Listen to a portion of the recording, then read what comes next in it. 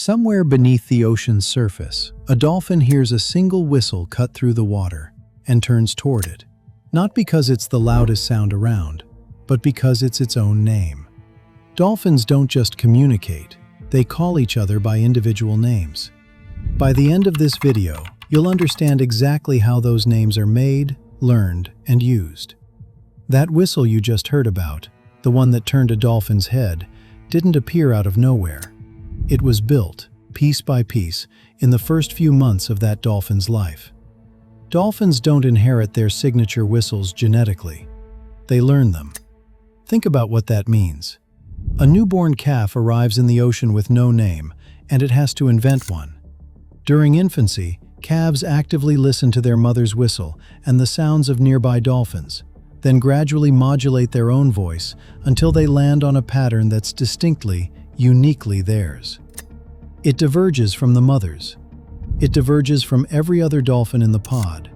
In fact, the signature whistles of most female dolphins and roughly half of male dolphins end up different from their mothers.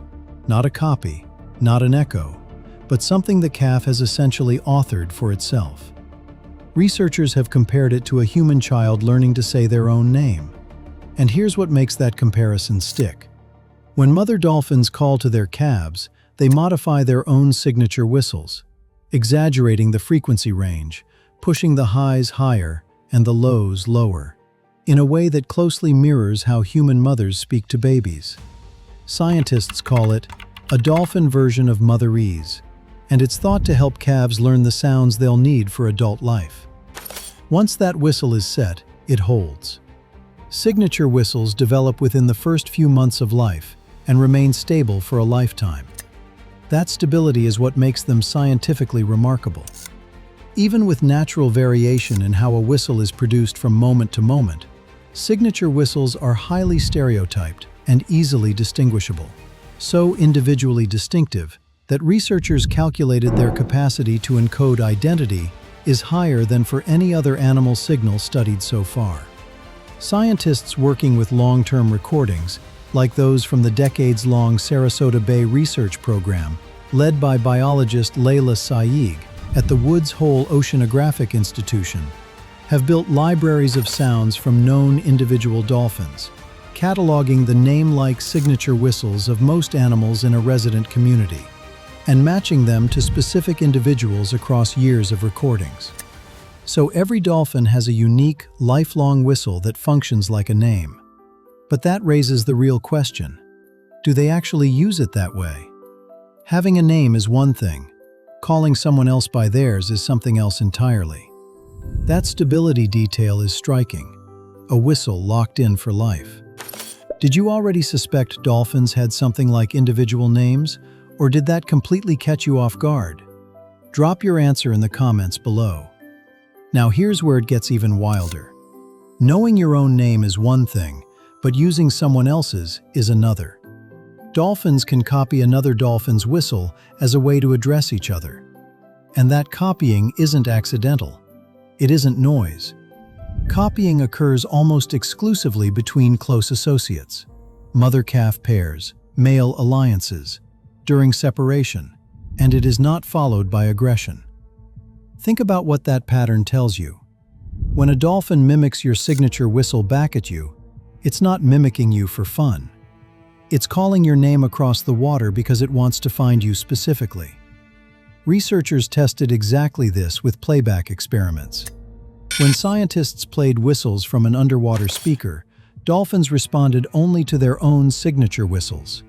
And whenever a dolphin heard its name, it whistled it back, often immediately. Some dolphins even approached the boat shortly after responding, further supporting the idea that signature whistles help separated animals reunite with their pod. That's not a reflex. That's recognition, and then a reply.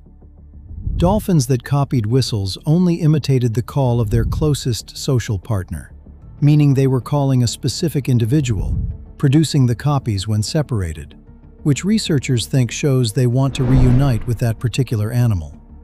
The pattern is unmistakable. You don't call out your own name, you call the name of your closest associate.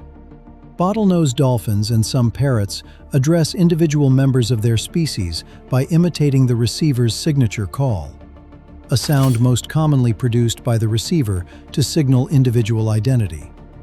Two entirely different branches of the animal kingdom arriving at the same solution independently.